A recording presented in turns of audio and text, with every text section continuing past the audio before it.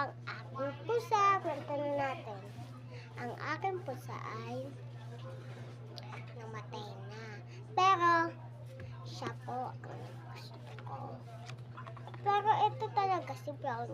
Pinulit talaga ni Papa. Ayaw ko nga eh. Pero, ang harap. Wait. Ayan po siya, ayan po siya, ayan po siya. Wait lang. Bilis kasi niya. Parang naiiyak ako sa cute niya. Pero, buntot mo! Ayan po siya, ayan po na. Bye-bye, Ming. Namatay ka pa. Aba. Tumatay po siya.